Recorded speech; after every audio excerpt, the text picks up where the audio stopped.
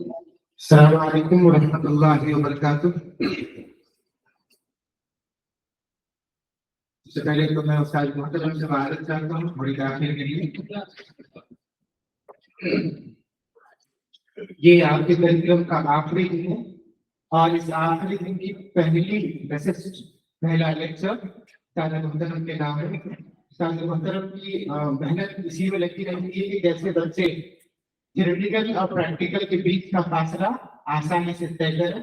इसमें बहुत मेहनत और मशक्कतें रहती है सर की। और अभी सर का लेक्चर होने जा रहा है।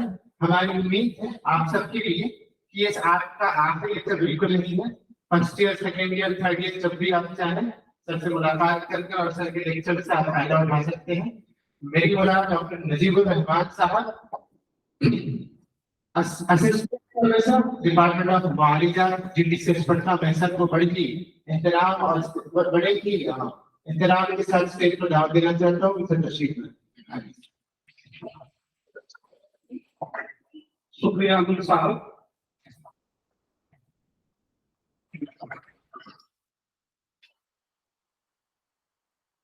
अस्सलामु अलैकुम।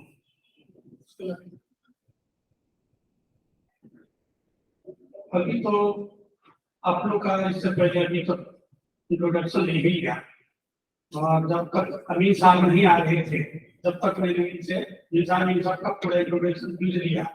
इससे पता चला तो बिहार के रूरल एरिया में अभी भी यूनानी के फला के लिए लोग एक्टिव हैं और लोग चाहते हैं कि हम यूनानी की तरफ आए, आयुष की तरफ आए। यानी इससे न आपको फायदा होगा बल्कि आपके उस इलाके को फायदा होगा, जिससे आप ये काम कर लेंगे।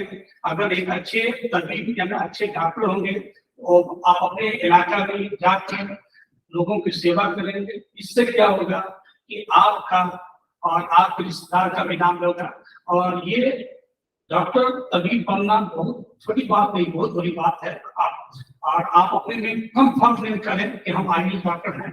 और उसे तो एमबीबीएस हो और आयुष दोनों अलग अलग चीज है, लेकिन गवर्नमेंट नौकरी है उनसे आपका कोई रीजन नहीं है। आप अपनी जगह पर बेस्ट हो, वो अपने जगह बेस्ट है और अब अपने फील्ड में उससे ज्यादा नाम कर सकते हो कि कोई एक एमबीबीएस से।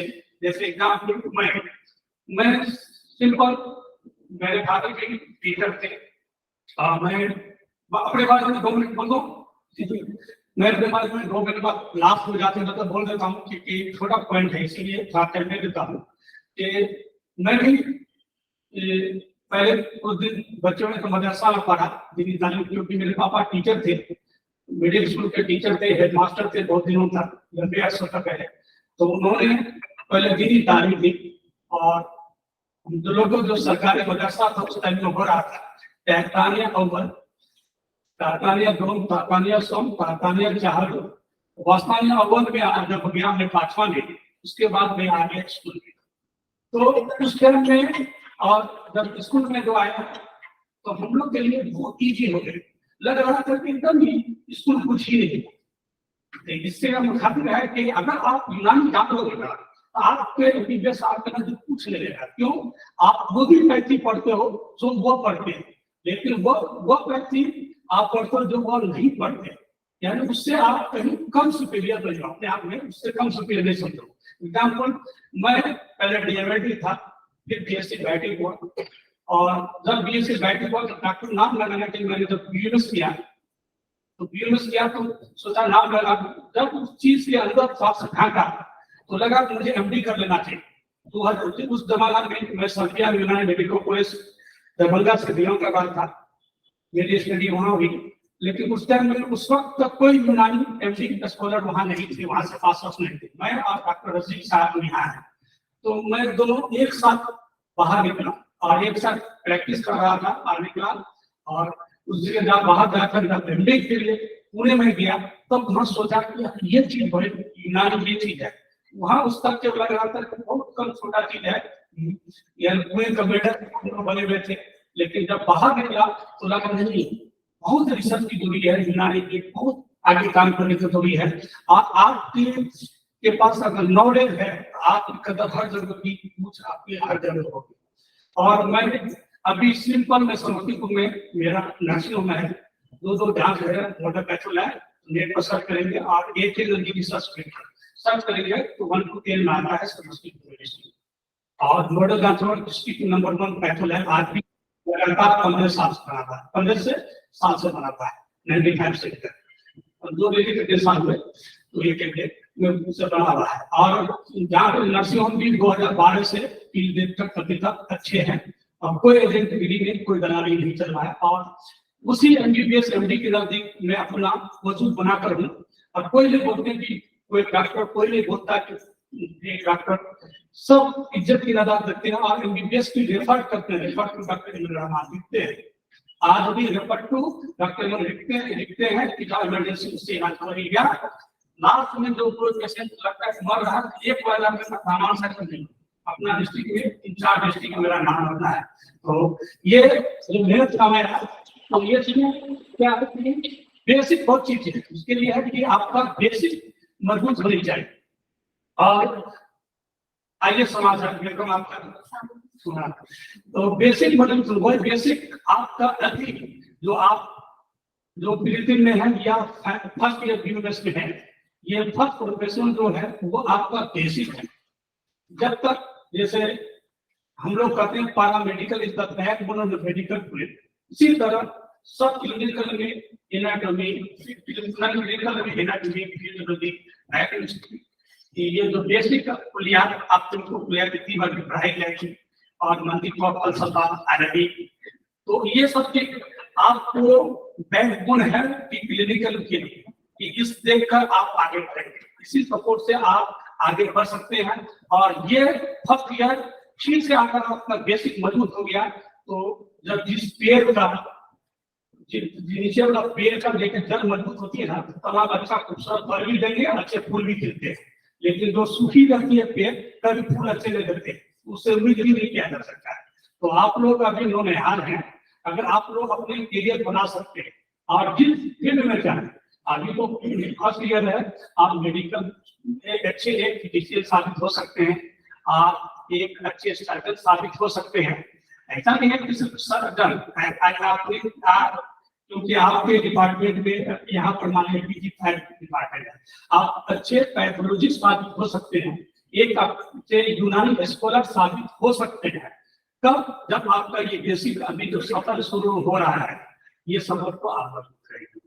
तो ये कुछ मैं अपना आपको बता दिया, और मेरा आज का जो टॉपिक है, और ये बहुत जरूरी है, जब आप डॉक्टर बनेंगे और जब क्लिनिक में प्रैक्टिस करेंगे या नर्सिंग होम खोलेंगे, तो आपके यहाँ जो हॉस्पिटल है या ओपीडी एरिया में है, तो पेशेंट इसका मतलब आप पेशेंट को क्या मुहैया करेंगे, क्या पेशेंट के राइट हैं और उनकी भी क्या रिस्पॉन्सिबिलिटी है, तो उसके बारे में आज मैं बता रहा हूँ अभी कि आज का जो टॉपिक है, right and responsibility of the patient in the hospital.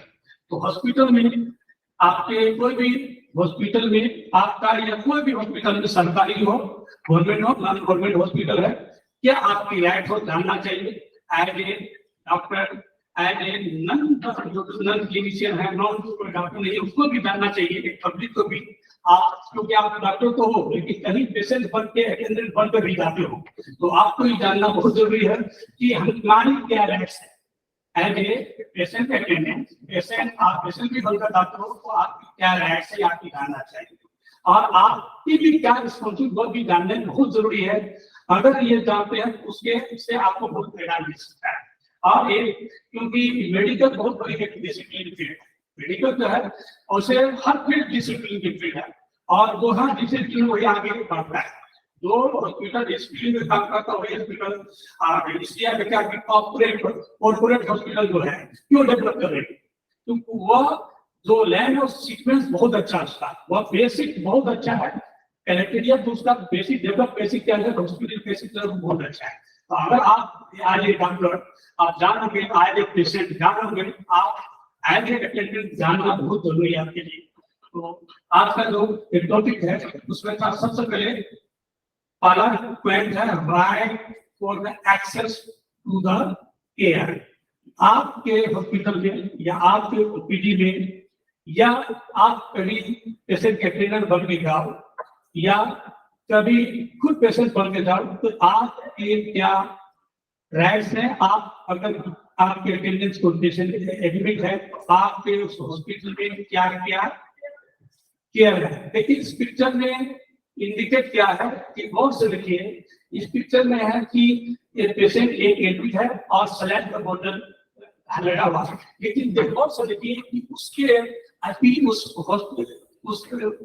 Room में कोई नर्स मेडिकल आदमी मेडिको आदमी नहीं है, पारा मेडिको नहीं है, वार्ड अटेंडेंट नहीं है, डॉक्टर नहीं है, ना नर्स है, ना वार्ड अटेंडेंट है।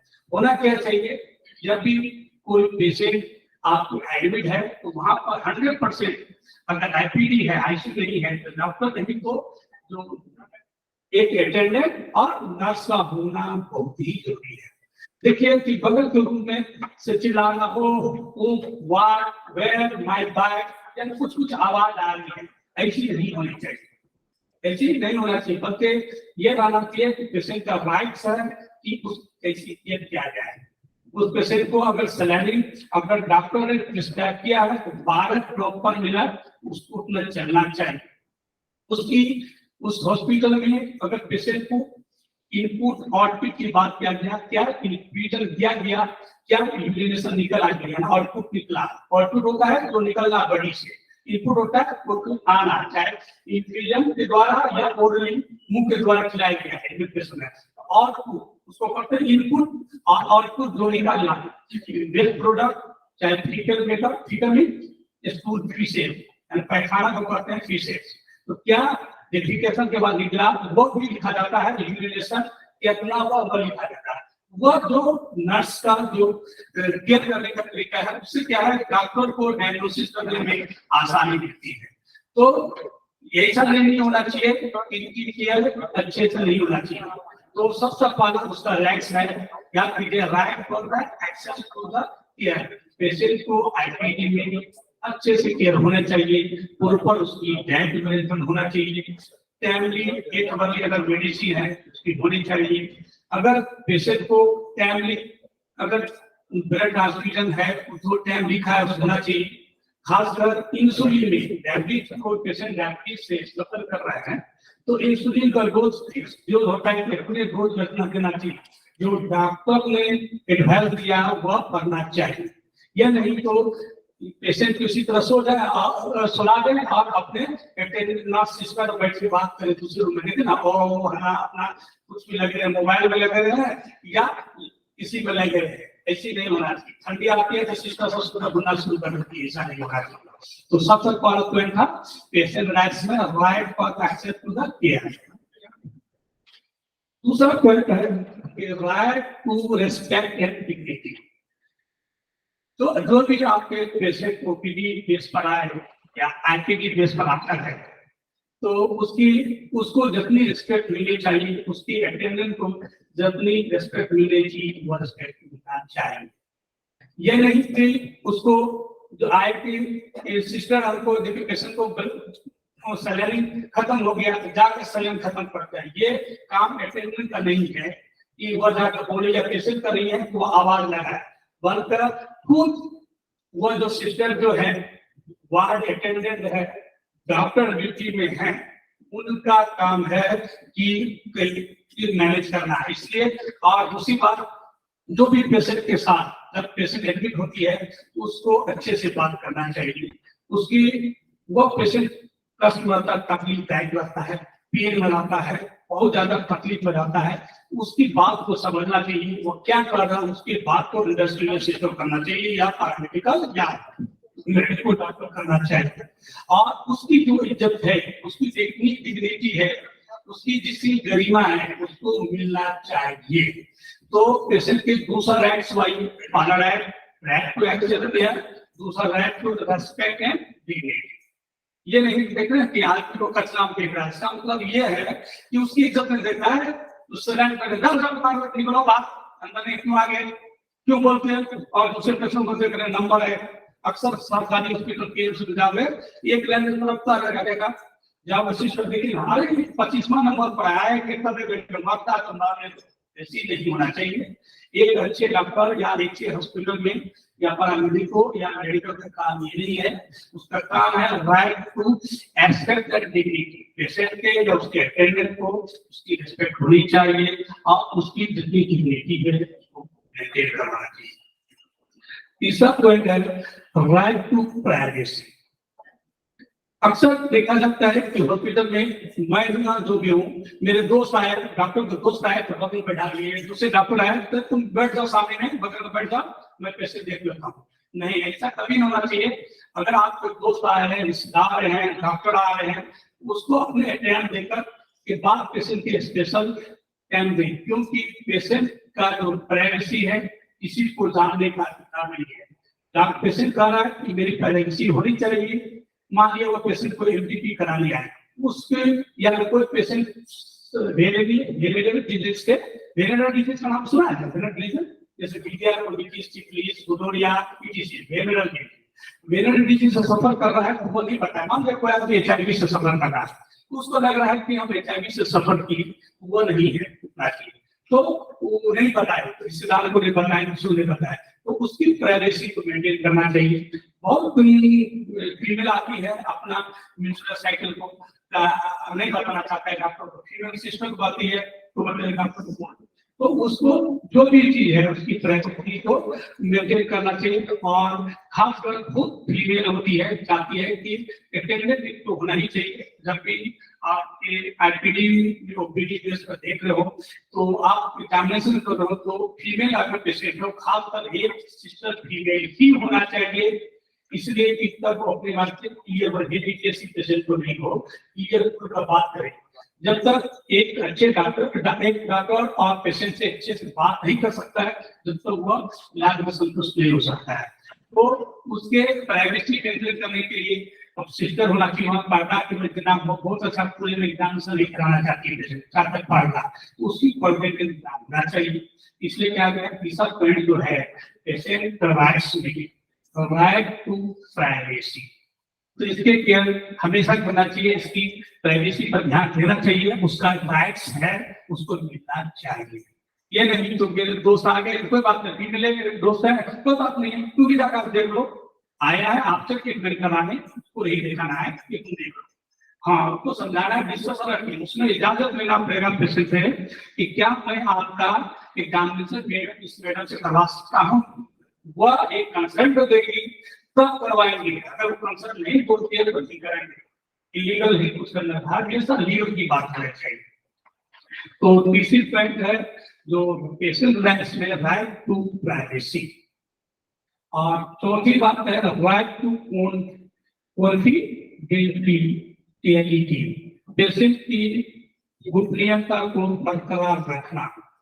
अगर पेशेंट चाहता है कि मेरी फाइल को, मेरी डिजीज को वो एक कॉन्फिडेंशियल को रखें, सेफ रखें, बरकरार रखें, या मेरी डिजीज को दूसरे तक नहीं पहुंचता है, मेरी हिस्ट्री को, मैं बहुत लेडी होती है प्रेग्नेंट है लेकिन वो अपने सोच से नहीं पता था कि प्रेग्नेंट है, उसको बोल देते हैं कि मेरी मम्मी सासू माँ बाहर है, उनको नहीं पता है, तो नहीं पता है, तो वो इसका मतलब है कोई भी नहीं कॉन्फिडेंटली है, उसको पेशेंट भी कर रहे हैं, उसको को भी नहीं पता है, पेशेंट अगर चाह रहे हैं पाना बहुत ऐसी लेडी है तो या मेल ही है डिजीज से, कोई ऐसी डिजीज से सफर कर रहा है, उसको छुपा नहीं चाहिए। तो राइट टू द कॉन्फिडेंशियल, उसकी बात को कहीं भी नहीं करना चाहिए। कल दोस्तों में कह रहे हैं तो लेडी गई है, ये ठीक है, इसको ये है, ये मजाक उड़ाने वाला बात नहीं होना चाहिए, ये एक अच्छे डॉक्टर की हैबिट नहीं है। और सिस्टर नहीं डॉक्टर को, बल्कि सिस्टर पैरामेडिकल को भी चाहिए उसकी प्राइवेसी को बरकरार रखे, उसको मेंटेन गोपनीयता को बरकरार रखे। पांचवा पॉइंट है right for access to the their clinical record. सब आदमी चाहता है, हम ये क्या कोई सब चाहता है कि मेरी जो मेडिकल रिकॉर्ड है मुझे प्राइवेसी रखे, किसी को दे नहीं। आप अक्सर देखोगे फिल्म में कि लेडी गई दिखाने के लिए तो साथ में देखा रिजल्ट लेगा, अगर दिखा देता है कि अच्छा उपयोग कर देता है, ये नहीं होना चाहिए, क्योंकि उसकी हिस्ट्री को रिपोर्ट को बरकरार रखें। इससे क्या होता है, कभी कभी आजकल तो कंप्यूटर चला हुआ है, आप क्या देख रहे हैं, आपको हमेशा रिपोर्ट ऑटोमेटिक बनाता है, आपको सॉफ्टवेयर बनाता है हमेशा। तो और उससे अलग से जो हार्डवेयर कॉपी बनाते हैं, तो उस हार्डवेयर कॉपी को अच्छे से महफूज रखें, कम से कम 3 साल रखें। इससे क्या है कि आपको लीगल व्हीकल आपको केस कर रहा है कि मेरे बच्चेदारी का यूट्रस ऑपरेशन तो मैं नहीं कराया था, करा था, डॉक्टर दिया हमने से कर दिया, मैं अपेंडिसाइटिस नहीं करने गया था, जैसे कुछ पेट में दर्द कर दिया, तो उसमें वो जो फाइल है, वो डॉक्टर के लिए फायदा है, वो जो फाइल है उसमें कंसेंट रहता है, वो कंसेंट वो देती है या देता है, बाद में कोई भी प्रोसीजर होता है, वो आपके डॉक्टर के लिए भी फायदा है, पैरामेडिकल में फायदा है, और पेशेंट के लिए भी है कि वो जो भी उसकी डिजीज है उसको कॉन्फिडेंस उसको बताना है, और वो कभी रिपोर्ट काम आएगा, और चाहे लीगली पर्पस या लीगली पर्पस के लिए, लीगली मेडिकल लीगली के लिए बहुत अच्छी काम आता है। और इसके लिए या कोई भी डिजीज, जैसे ये डिजीज है टॉक्सोप्लाज्मा गोल्डी है, वायरस है, उसमें जैसे टॉक्सोप्लाज्मा गोल्डी होता है, आर से वायरस, आर सी से साइटोमेगा लगा है, इससे herpes वायरस, ये वायरस की वजह से अक्सर हैबिचुअल एवर्सन फीमेल होता है। तो अगर पहले रिपोर्ट उसके पास था कि ग्रोथ पैनल पॉजिटिव है, तो उसको मिस्ड जो एवर्सन हो रहा है उससे की पता चल जाएगा, वो भी रिपोर्ट जरूरी है क्यों हो रहा है। उससे बात बहुत ऐसी की रिपोर्ट पता नहीं है, कल दूसरे डॉक्टर ऐसा लगे कि 3 साल बाद हमको रिपोर्ट चाहिए, वो रिपोर्ट तो चाहिए कम से कम मिनिमम 3 साल उसको रखने का दाव है रिपोर्ट को रखने। हम लोग भी रखते हैं, हम लोग यहाँ भी कोई एडमिट होता है तो हम लोग भेज नहीं देते, हमेशा रखते हैं 3 साल तक, इसलिए रिपोर्ट रखते हैं कि हो सकता है कोई एलएससी लिया हो, कभी एलएससी लिया हुआ डेथ किया है, अभी वो 3 साल पुराना कागज पेश कर दिया कि उनके अंदर ट्रीटमेंट में है, तो हम लोग के पास आता है कि देखते पहले क्या डिजीज था, मान लिया कैंसर था, 3 साल पहले पेशेंट कैंसर सफर कर रहा है, और 1 महीना पहले वह इंश्योरेंस लिया है, इंश्योरेंस ले लिया, एलआईसी लिया, अब पेशेंट डेथ कर गया, बहुत इलीगली करता है, आपको हर जगह प्रूव नहीं होती है। पेशेंट की कैंसर आता है, एडेक्ट करता है, सोचता हम लोग कमीशन 25% दे दो, मेरे पास पैसा है 25% दे दो या 50% तुम दो, हम ही पैसा लगा देते हैं, रिपोर्ट लो, एलआईसी अप्लाई कर दिया, 1 महीना लिया, उसके बाद डेथ कर गया पेशेंट। तो हम लोग यहाँ आता है पुराना रिपोर्ट लेने, तो पहले वही पुर्जा लगा दिया रहता है कि देखिए इसके अंदर इलाज करा रहे हैं, आता है हम लोग रिपोर्ट देते हैं, अरे इसको तो 5 साल का कैंसर था। इससे फायदा क्या है कि सरकार को भी लॉस नहीं है कि सरकार उसको बता दे तुम पहले से कैंसर, तुम इलीगल हो, तुमको उल्टे केस हो जाएगा, तो ये रिपोर्ट उस टाइम में भी आपको फायदा होगा, उसको फायदा होता है और हर चीज, इसलिए ये रिकॉर्ड रखना नहीं है, right for access to dear clinical record. और आपके भी कोई आपको केस कर दिया, देखिए 5 साल पहले हमको ये किडनी निकालनी, तो उससे पहले ये रिकॉर्ड बता देगा 5 साल पहले उसको किडनी था ही नहीं रहता समझे, बहुत ऐसा पेशेंट होता है एक किडनी से सफर कर रहा है, और आपको एग्जाम लगा देगा कि 5 साल कुछ समझ रहे किडनी तुम्हारा निकाल दिया, और डायलॉग की कमी नहीं है, और आपके इलीगल बात जब आप मेडिकल प्रैक्टिस करोगे तो आपको पता चलेगा, आप एक अच्छे डॉक्टर, आपके पीछे 10 डॉक्टर बोले डॉक्टर को पीछे लगा देंगे, तो खासकर मुस्लिम समाज अभी भी बिहार या इंडिया के मुस्लिम के साथ बहुत दिक्कत होता है प्रैक्टिस में, आपके 10 दुश्मन लगे रहेंगे कैसे डेवलप किया, तो उसको समझ कर रखना, आपका इंटेंशन बता देगा, अरे इसको किडनी था ही नहीं, किडनी था ही नहीं, ये चीज रिकॉर्ड आपको फायदा करेगा, इसलिए रिकॉर्ड को संभाल कर रखना चाहिए। कोई भी अभी आप कर रहे हो, जो पेपर आपको मिल रहा है उसको संभाल कर हो गया, फर्जी पर एडमिशन हो गया तो उसको क्या हो, आप जो रिकॉर्ड प्रेजेंट किए ना उसको रखो। छठा पॉइंट है right to safety security abuse and negligence. कोई भी मरीज हॉस्पिटल में आता है तो सबसे पहला वो चाहता है उसको आपको देना चाहिए सेफ्टी। सेफ्टी पर्पस का मतलब ये हो गया, सिर्फ सेफ्टी से शुरू है पेशेंट की सेफ्टी, अटेंडेंट की सेफ्टी, ऐसा नहीं है कि पेशेंट को ऐसा जगह बेड दे दिए जहाँ इलेक्ट्रिक वाला लाइट लगा हुआ जैसे लाइट है आगे स्पार्क कर रहा है, ऐसा जगह पानी में रिसाव हो रहा है, ऐसा है जगह पर कुछ हो सकता है, ऐसी जगह होना चाहिए तो जब वहाँ सेफ्टी पर्पज रखेंगे। दूसरी बात, हर हॉस्पिटल में, खासकर कॉर्पोरेट वाला हॉस्पिटल में सेफ्टी पर्पज बहुत ध्यान दिया जाता है। चाहे इलेक्ट्रिक बल्ब का सेफ्टी हो, आग लग गया तो हर जगह सेफ्टी पर्पज, यहाँ कॉलेज में लगा हुआ है सेफ्टी का है, तो वो सेफ्टी पर्पज उसको हैकर में आग लग गया, क्या हो गया, हम लोग यहाँ क्लास में आदमी कर गया, क्या करेंगे, बाहर में जो है सेफ्टी जो है उससे सेफ्टी पर्पज हर मेडिकल कॉलेज से को होना चाहिए। एक सेफ्टी हुआ। दूसरी बात, कोई आदमी आप फील्ड में देखो कोई पेशेंट एडमिट है तो आप गला आपको मार दिया, के सिस्टम मार दिया, ऐसा नहीं है कि कोई दूसरा आदमी इन कर जाए। इसलिए कॉर्पोरेट हॉस्पिटल देखिएगा आपको 5 मिनट का है, एक आदमी जाएंगे 4 घंटा पर जाएंगे, और वही अटेंडेंट कोई उसका स्टैंड होता है, वही आदमी है, हर आदमी ले जा सकते हैं, तो उससे आपकी भी सेफ्टी है और उसकी भी सेफ्टी है। दूसरी बात, सेफ्टी पर्पस ये भी है कि कोई आदमी इलीगल चाहे सफर कर रहा है, एक रूम से दूसरे में पेशेंट भी नहीं है, वो भी सेफ्टी होना चाहिए। अगर कोई मान लिया कि HIV से सफर कर रहा है पेशेंट बगल रूम में, वो आपको रूम में दोस्ती हो गया, आ गए बातचीत कर रहे हैं, आपको तो पता नहीं है, लेकिन वो ला सकता है, करा सकता है आपके बाजू में यूज करने के, और वेरिफिकेशन और वेरिफिकेशन की वजह से hepatitis B virus, C virus, A virus बनता है।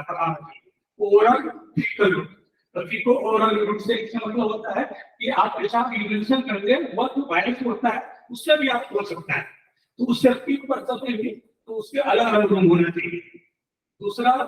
दूसरी बात पॉइंट है वह सिक्योरिटी की बात अभी भी मैंने बोला कि वह आप जो अटेंडेंट ये उसकी है उसकी सिक्योरिटी होनी चाहिए। आइए कोई आदमी आया मार के चला गया, कोई आदमी का फोन किया, और कोई आदमी आया उसकी फोन पे चला गया, अब पेशेंट को एक्यूज और नेग्लेक्ट, कोई किसी आपका एडमिट है पेशेंट, उसके साथ कभी एब्यूज किसी तरह नहीं होता, गलत नहीं, ऐसा नहीं, बहुत ऐसे हॉस्पिटल में गलत हो जाते हैं जो पैरामेडिकल कर देते हैं पेशेंट के साथ, डॉक्टर भी कर देते हैं बहुत ऐसा गलत, जो इलीगली है उसकी बहुत नहीं होना चाहिए। और कोई भी पेशेंट के साथ कोई भी नहीं करना चाहिए, लीजेंसी नहीं होनी चाहिए। इसलिए कि आपकी उम्मीद से आपके पास आता है पेशेंट, आपके बहुत दिन करने के बाद, आप कितनी मेहनत से आप क्लिनिक चलाते हैं, उसके बाद आपके नाम सुनता था, और जो मरीज जो बीमार रहता है, बहुत थका परेशान रहता है, आपके पास आपसे इलाज से खुश होना चाहता है, उससे आता है सब सफा हो जाए। ये नहीं तो आप के आया तो किसी भी हरकत आपके साथ कर दे, तो इस सब पर जो उसकी जो राइट है, राइट ऑफ सेफ्टी की, सिक्योरिटी की, इंटेलिजेंस नहीं होना चाहिए। ऐसा नहीं पेशेंट के बीमार है, चिल्ला रहा तो अटेंडेंट मार दे, ऐसा नहीं थप्पड़ मार के चले जाए। पेशेंट डॉक्टर भी मारते हैं, बहुत जगह ऐसे होते हैं, डॉक्टर भी मारते हैं, और खासकर जिसको कन्वर्सन आता है या हाइपरसेंसिटिव का पेशेंट को, दूसरी बात विड्रॉल पेशेंट को, अल्कोहल विड्रॉल, खासकर अल्कोहल विड्रॉल का पेशेंट आप देखेंगे पागल एक जरूर दीवानगी से कम नहीं होता है, और 4 आदमी को उससे जल्दी ताकत होती है। तो विड्रॉल किसी को विड्रॉल की बहुत खतरनाक नाम ही है, विड्रॉल बहुत डिफेक्ट होती है, वो 4 महीना फिर देगा। तो क्या करते हैं वो हॉस्पिटल में बांध देता, हाथ पैर बांध देता रस्सी से, बेड के साथ कूदे नहीं, ऐसे नहीं होना चाहिए। और टीबी से ऐसा मर गया, बाद में मर गया, तो ऐसा नहीं होना चाहिए। उसकी सेफ्टी सिक्योरिटी एजेंसी नहीं होना चाहिए, अनदेखी नहीं करना चाहिए पेशेंट के साथ, तो इस पर भी ध्यान देना चाहिए। तो उसको मेंटेन उसके आप काउंसलिंग, मान लीजिए कोई आदमी अल्कोहल विड्रॉल है, उसको बात से समझा कर बहुत अच्छे 2 सर्टिफिकेट लेकर बोल सकते हैं। आप काउंसलिंग जितने अच्छे करेंगे आप, इसलिए साइकोलॉजिस्ट है, साइकोलॉजिस्ट का काम क्या है, काउंसलिंग करना। इसलिए आप जो एमएससी साइकोलॉजी है ना, उसकी भी बिहार बहुत कड़ी गलती है, उसका काम यही है काउंसलिंग करना, जैसे HIV डिजीज सफर करा उसकी काउंसलिंग करना, तो कम्युनिकेबिलिटी से सफर कर रहे हैं उसकी तो मैनेज करना। इसी में अपना प्रिवेंशन की बात ज्यादा है, उसूल इलाज की बात जो करते हैं सब आता है उसे लेना। तो right to safety security education नहीं है, छठा पॉइंट हुआ। तीसरा, राइट टू रिफ्यूज ट्रीटमेंट, उसको अधिकार है कि पेशेंट को अधिकार होना चाहिए कि आपके वीडियो को रिपीट करेंगे रिजेक्ट करेंगे। कब?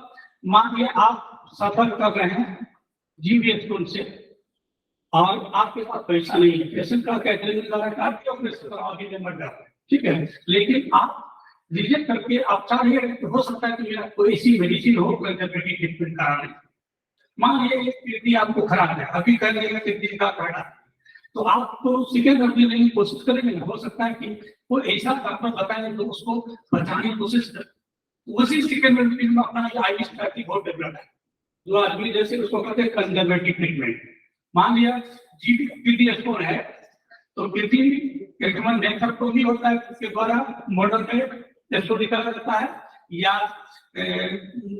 उसके बाद से नीचे से उसको करते हैं आपको इसको ये पॉइंट है, इसको एक होता है ये अंदर से यूरिनेशन से अंदर से डालकर पैर डालकर इसको दिया जाता है, या साइड टेंशन करते हैं पूरा लेग से पूरा जाता है स्टोन।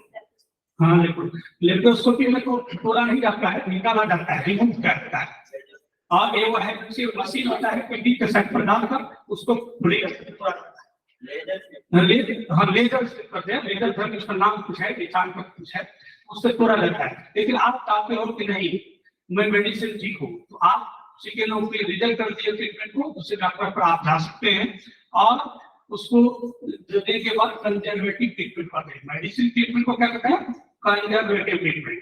आप कोशिश करोगे कि दूसरे का ट्रीटमेंट लें, हो सकता है मॉडर्न के पास नहीं जाता है, इसके पास आ जाएंगे कि हम किडनी स्टोन में मेडिसिन दे दिया, हम लोग पास आता है डॉक्टर ने बोल दिया है तो ऑपरेशन कर दें, क्या करेंगे हम लोग कहते कितना है 10 से एकदम 45 किलो प्रोसेस होना है, इंशाल्लाह ठीक होता है, हम लोग के पास ठीक होता है, बहुत अच्छे से ठीक होता है।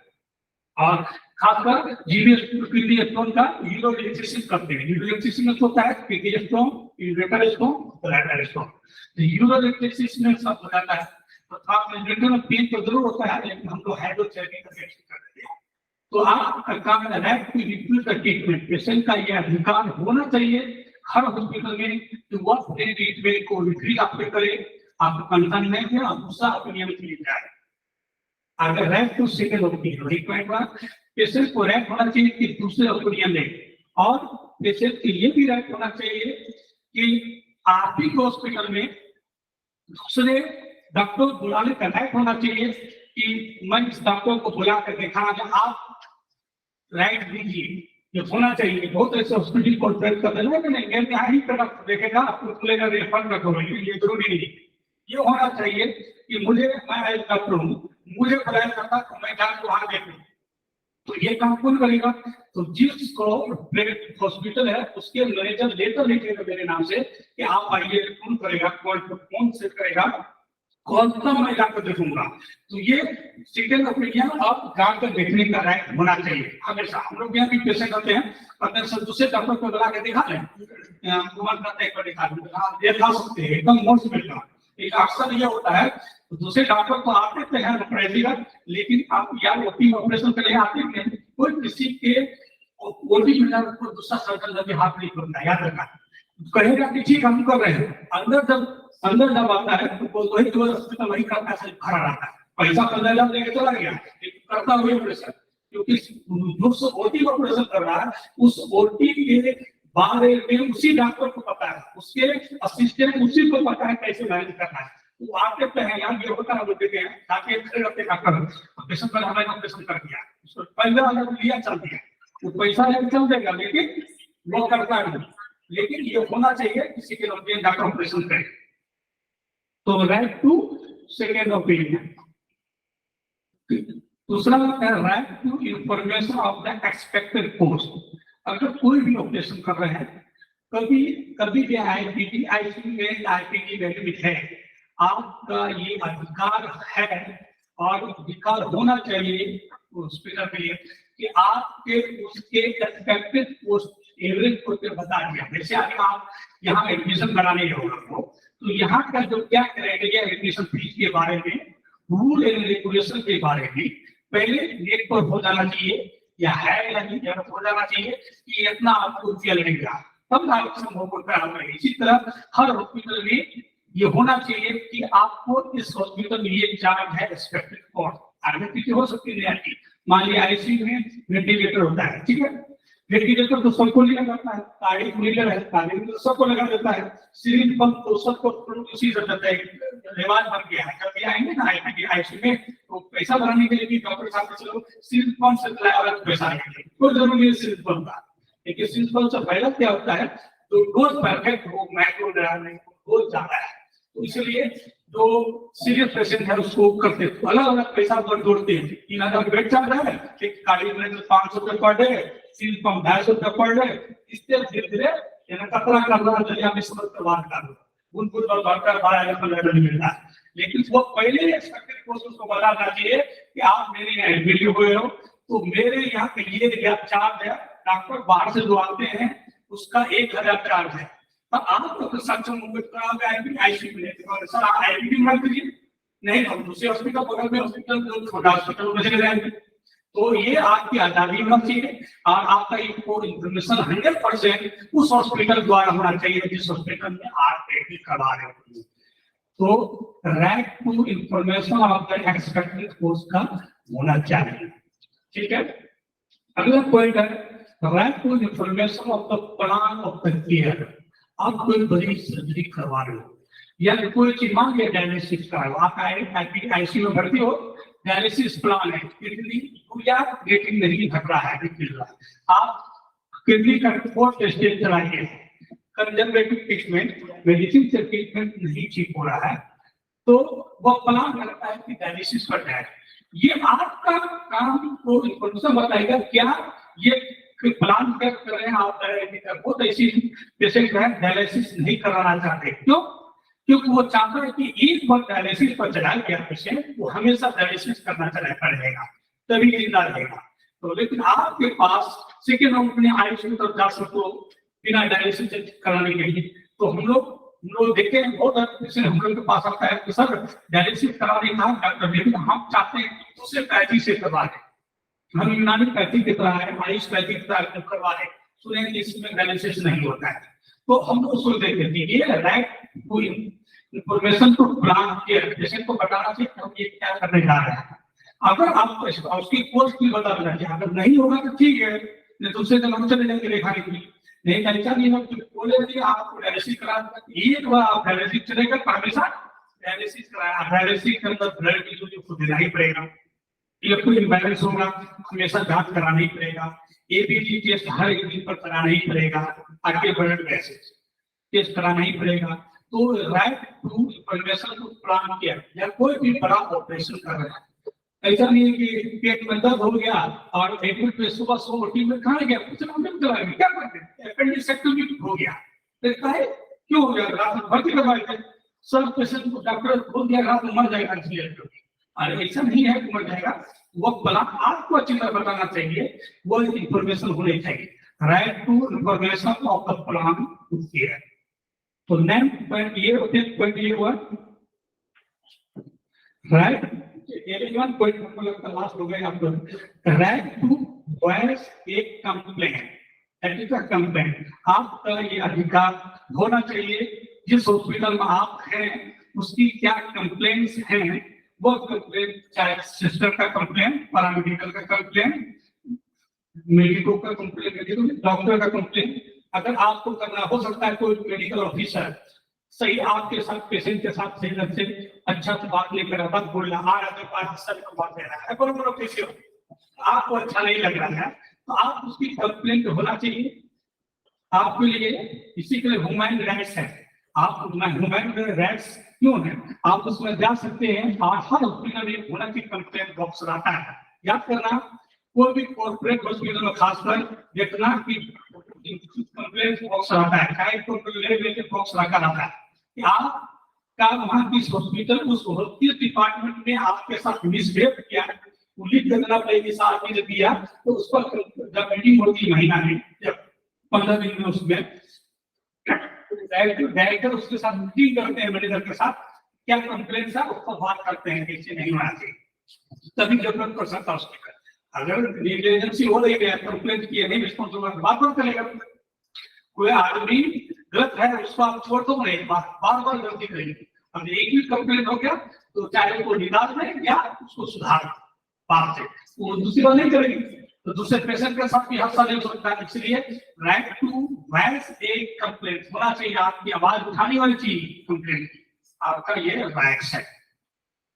और राइट्स तो खत्म हो गया, लेकिन आपकी भी क्या रिस्पॉन्सिबिलिटी है कि आप किसी हॉस्पिटल में जा रहे हो कि आपकी हॉस्पिटल में आपको दे दिया रूम में आईपीडी बनाने के लिए, सोने के लिए आईपीडी सोएगा, बगल में कैसे अंदर थैली लगाना है, आप प्रोजेक्ट में हम लोग पूरा कर देना है। सेकंड तो फिर देता तो फिर देता स्पीकिंग नहीं होना चाहिए तो फिर देते ही गुजर करती है कि सबसे पहले पॉइंट आगे बताएंगे। पहला पेशेंट की रिस्पॉन्सिबिलिटी क्या है या उसकी अटेंडेंट की क्या रिस्पॉन्सिबिलिटी है। Correct information, you must explain your problem clearly. इसका मतलब हो गया है कि आप कभी डॉक्टर से बात कर रहे हो तो आप अपना कंप्लेंट कभी भी छुपाओगे। अगर कंप्लेंट आकर छुपा रहे हो तो आप उसके प्रोविजनल डायग्नोस्टिक तक नहीं पहुंच रहा है, और उसके कारण आपकी अगर अच्छी डायग्नोसिस नहीं हो रही है आपका ट्रीटमेंट अच्छा नहीं हो सकता है। इसलिए बहुत खासकर ट्रीटमेंट प्लान करते हैं कि डॉक्टर साहब ये बोलेंगे ये बोलेंगे, रास्ता में बहुत समय बैठ कर प्लान करते वो अपना बीमारी नहीं बताती है, सिर्फ वो आई तो कुछ नहीं मिलेगी, सिर्फ एक ही कहते सर हमको भूख नहीं लगता है, वो एक आदत है। या उसका खासकर एक लेडी फीमेल आएगी कम सुसाद आती रहेगी, उसकी बेटे से उसकी मां गई भागी तो उन्हें पता है बाबू मेरा पेशेंट मेरी बेटी बहुत बुला रही है और उसके लिए नहीं करो, उसको होना चाहिए मेन चीफ।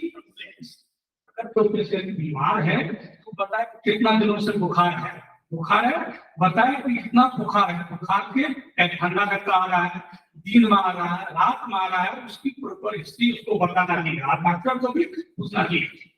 और अपनी जो गहरी हिस्ट्री ट्रीटमेंट हो चुका लेती है, खासकर मर्द को देखते थे 80% गाँव में सलमान की पर्दा लगाती है, तो उसको जो इंफॉर्मेशन देना चाहिए, करेक्ट हिस्ट्री देना चाहिए, इससे आपका इलाज पेशेंट का हो जाएगा। इसलिए करेक्ट इंफॉर्मेशन बहुत ही जरूरी है। और जब तक आप अपना नहीं बताएंगे एक बात पर नहीं बताएंगे, इसलिए हम लोग शुरू करते हैं पेशाब पकाना से शुरू करते हैं। पेशेंट पूछे है पेशाब कैसा है, कलर कैसा है, पखाना कब्जियत तो नहीं है, गैस बनता है नहीं, हम लोग पढ़ सकते हैं, सर में दर्द तो नहीं होता है, उल्टी तो नहीं होती है, इसलिए हम लोग sir to head to nail तक हम लोग पूछते हैं। इससे क्या है, पूछने से क्या है, पेशेंट के बाद जब उसके बाद अटेंडेंट को नहीं बोलना है। अटेंडेंट कब बात करेंगे, जब पेशेंट छोड़ देंगे तब आपको कुछ बोलना है बेटी के बारे में या हस्बैंड के बारे में कुछ बोलता है, नहीं तो पेशेंट नहीं बोलेगा, उसके अटेंडेंट बोल देगा। दूसरा आजकल खासकर पड़ोसी लेकर आता है, पड़ोसी बोलता है सर इसको ये बीमारी हो गई, कब बोलेगा जब आपको उसका पड़ोसी आपके यहाँ जो लेकर आया आपसे नजदीक है डॉक्टर से, वो प्राइवेट बात कर रहा है, पेशेंट नहीं बोलेगा, उसका बोलेगा आपको पड़ोसी कैसे समझ गया आप बीमारी इसको, तो इसे कैसे समझ गए, बीमारी तो नहीं जान सकते, पूरा बोल सकता है। इसलिए पहले कोशिश करना चाहिए पेशेंट को कह के आप बताओ कि अटेंडेंट करा के छूट गया तो बता दो, कुछ आप बोलना क्या चाहते हैं, इससे क्या होता है उससे पूछ लेंगे, पेशेंट संतुष्ट होगा, उसी में 70% भी बीमारी हो जाएगी। तो करेक्ट इंफॉर्मेशन देना चाहिए।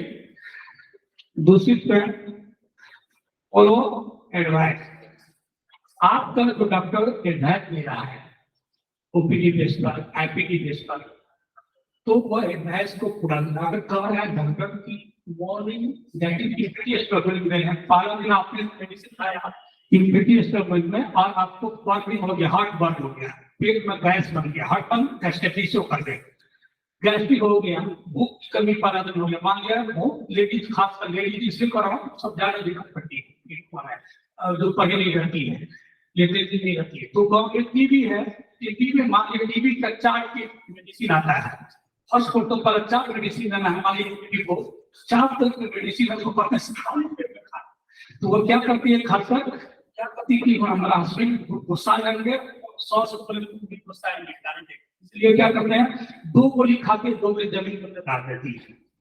या सरकार आज का क्या बताता हूँ, आज सरकार फेलियर क्यों है, और थेरेपी में, डायरेक्ट ऑपरेट थेरेपी में आज भी टीवी में WHO पूरे वर्ल्ड शेड्यूल है। क्यों? उसके पीछे यही कारण है कि जो प्रॉपर ट्रीटमेंट है, अगर प्रॉपर ट्रीटमेंट है पेशेंट नहीं लेता है, ब्लीडिंग कम होने की वजह से पेशेंट ट्रीटमेंट नहीं लेता है। इसकी वजह से इसके वजह से क्या होता है, तो मेडिसिन और बाला भी खाए, हार्ट बर्न हो गया क्योंकि फास्ट फूड खाना है, हार्ट बर्न अगर डॉक्टर को कहता है हम लोग का ऐसा करो 2 गोली सुबह खा लो, 2 गोली शाम में खाना, नहीं तो ऐसा करो शाम में ही 2 गोली 6 बजे खा लो और 2 गोली 8 बजे खा लो खाने के बाद। इससे क्या होता है, थोड़ा हार्ट बर्न कम होता है, उसका जो है हार्ट बर्न कम होगा, पेशेंट गैस्ट्रिक से प्रॉब्लम नहीं करेंगे। तो पेशेंट कंप्लेन करेगा, डॉक्टर पास आएगा तब ना, वो गैस को फ्लो नहीं करता है, वो जमीन के नीचे गिराता है। इसकी कारण खासकर पूरे वर्ल्ड में, खासकर इंडिया में MDR-TB बहुत ज्यादा होता है। MDR-TB मतलब मल्टीपल स्टेज, जो डोज पर होना चाहिए वो नहीं मिल रहा है, तो उसकी मेडिसिन का टाइम है वो टाइम नहीं मिल रहा है। तो ये सब चीज की वजह से, इसलिए पेशेंट की रिस्पॉन्सिबिलिटी है कि उसकी जो फॉलो एडवाइस है उसको प्रॉपर ले, क्योंकि जो डॉक्टर या पैरामेडिकल उसको बता रहा है उसका अपने टाइम जो बताया, अगर कोई आदमी बोल रहा है 2 बजे, इसका मतलब वो नेचुरली, खासकर एक मैं बताता हूँ, स्टेबल एंजीना नाम सुना है? स्टेबल एंजीना हार्ट की डिजीज है, स्टेबल एंजीना, एंजीना हार्ट में दर्द होता है एंजीना। तो स्टेबल एंजीना में एक होता है प्लीज मेंटल एंजीना, टाइमली वाला है। इसी तरह मेडिसिन जो उसकी होती है, वासोडायरेक्टर मेडिसिन होती है दर्द को खत्म करने के लिए, मसल को डायरेक्ट करने के लिए, क्योंकि जो कोरोनरी आर्टरी में खून की सप्लाई कम हो जाता है, इसीलिए उसको करके आप पूरे कंप्लीट को कहते हैं इंफार्क्शन, नेक्रोज हो जाता है। तो इसीलिए में खून की सप्लाई कम होता है, मतलब ऑक्सीजन की सप्लाई हार्ट में कम होता है कोरोनरी आर्टरी में, उसको डायरेक्ट करने के लिए, ऑक्सीजन ब्लड का सप्लाई तक पहुंचने के लिए हम लोग निकोरांडी, तो उसका टाइम फिक्स है, नाइट्रोकोल्डी का टाइम फिक्स है, 8 बजे सुबह देना है, 8 बजे शाम में देना है, 6 बजे सुबह देना है, शाम में। इसका मतलब है प्लाज्मा की वैल्यू 12 घंटा का है। अगर उसको 13 घंटा दोपहर मेडिसिन काम नहीं करेगी, 1 घंटा लेट होने के कारण वह सर्कुलेशन डायरेक्ट नहीं करेगा, मारेगा। तो डॉक्टर अगर एडवाइस कर रहा है 8 के अवधि 1 बार देना चाहिए। अगर किसी आदमी को सीओपीडी का मतलब होता है दमा अस्थमा में आता है, मैं पूरा धीरे में जा रहा हूँ, सीओपीडी का पेशेंट है, दमा का पेशेंट है, तो कोई नेबुलाइजर कर रहा है 6 आवरली, तो उसको 6 आवरली ही देना चाहिए, क्योंकि वह वेसल्स कंस्ट्रिक्ट हो जाता है लंग्स में, वेसल्स के आर्टरीज को कंस्ट्रिक्ट होता है, ब्रोंकोल्स होता है, उसको डायरेक्ट के लिए मेडिसिन देते हैं। अगर 1 आवरली अगर उसको देते हैं तो डायरेक्ट होगा, 8 आवर के बाद फिर उसकी प्लाज्मा वैल्यू है कि खत्म हो जाएगी, फिर मेडिसिन काम नहीं करेगी। इसलिए जो डॉक्टर प्रॉपर जो फॉलो एडवाइस दिया है उसको मानना चाहिए। इसका मतलब वो जो डॉक्टर दिया है वो अपने मन से नहीं किया है, वो जो स्टडी हो चुकी है, एम्पिरिकल स्टडी, जो डेटा है किताब में वो स्टडी बता रहा है, तो ओरिजिनल होना चाहिए, इसलिए फॉलो एडवाइस होना चाहिए। तीसरा फैमिली पेमेंट, अगर कॉर्पोरेट हॉस्पिटल में है तो आपको पहले एडवांस 1 लाख रख लेता है, लेकिन छोटे हॉस्पिटल में अगर है तो अगर आप पैसा नहीं दोगे फैमिली तक ट्रीटमेंट कैसे मेडिसिन आएगा और कैसे, क्योंकि आप एडमिट होते जरूर, लेकिन आप पेशेंट एडमिट होता है, लेकिन उस पैसा का attendant, nurse, doctor, room rent, electric, water, पानी सप्लाई, जितने मैन पावर सब में उसमें लगता है, आप ही का पैसा उसको देता है। अगर टाइमली आपका पेमेंट देंगे तब वो हॉस्पिटल चलेगी, वार्ड चलेगी।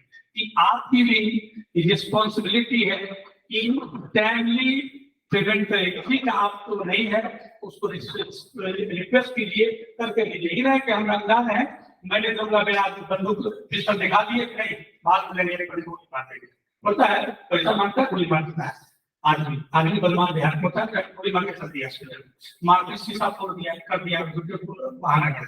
तो टाइमली पेमेंट उसका राइट है, आपका टाइमली पेमेंट है, क्योंकि ये प्राइवेट सरकारी हॉस्पिटल है, उसमें भी आजकल में पेड वार्ड हो गया है। अगर पेड वार्ड में अच्छा फैसिलिटी मिलेगी, न पेड वार्ड में फैसिलिटी आपके लिए कैसे होगा? तो आपको अच्छे से इलाज करना है, टाइमली पेमेंट करना चाहिए। ये पेशे की रिस्पॉन्सिबिलिटी है और आपकी रिस्पॉन्सिबिलिटी है उस हॉस्पिटल को टाइमली पेमेंट करें। Follow rules and regulation, her hospital का रूल रेगुलेशन है, हर सिस्टम का रूल एंड रेगुलेशन है। उस रूल एंड रेगुलेशन को आपको फॉलो करना जरूरी है। अगर वो कह रहा है कि हर 4 बजे आप अटेंडेंस मिल सकते हैं, तो मिलना नहीं है, बीच में 10 बज जाएगा, आप बाहर से भी इन्फेक्शन लेकर अंदर बढ़ा दें। पेशेंट को हाइजीनिक रखा गया है और आप बाहर अनहाइजीनिक कर दिया, आपको बोला जूता उतार तो अंदर जाना है, बोला आप तो हम लोकल यहाँ के मुखिया जी है, जय करेंगे उसका खिलाफ, तो वो नहीं होना चाहिए। आप उसके रूल्स एंड रेगुलेशन को मानना ही पड़ेगा, उससे आप ही को फायदा है, वो आपका पेशेंट हाइजीनिक रहेगा, आप उस हॉस्पिटल सफाई लेगी, आपका पेशेंट जल्दी सेहतयाब होगा अच्छी। क्योंकि हमने अपने खास तो यूनानी में उसूल इजाज का इम्पोर्टेंस सफाई का हाइजीन का बहुत है, उसके लिए पीएसएफ डिपार्टमेंट जो है हाइजीन का बहुत बड़ा है। तो क्यों एक डिपार्टमेंट चलता है, इससे मतलब समझते हैं। तो ऐसे ही चलता है कि रूल एंड रेगुलेशन में ये जो रूल हॉस्पिटल का उसको फॉलो करना आपकी रिस्पॉन्सिबिलिटी है। चलिए नेक्स्ट कुछ क्वेश्चन पूछ सकते हैं, इससे भी आज से अलग नहीं, क्योंकि ये टॉपिक काफी लोगों के लिए था, बहुत अच्छी टॉपिक है और हमको मिल भी जाता अच्छा सब जो आप लोग को हॉस्पिटल से मिल जाता है। चलिए थैंक यू। बहुत शुक्रिया सर, रूल्स को इतना आसान बताते हुए, मतलब पहली बार रूल्स इतने आसान लगे हमें, आपकी जबानी को इससे बहुत शुक्रगुजार हैं और हमें उम्मीद है कि ये सब चीजें हमें आगे भी बहुत सीखने को मिलेगी इंशाअल्लाह। मैं इन्हीं सब कलमात के साथ आपका शुक्रिया अदा करता हूँ। बात भी पूछ सकते हैं, लैंग्वेज हम लोग है, इसलिए बंगाली के साथ रहता हूँ।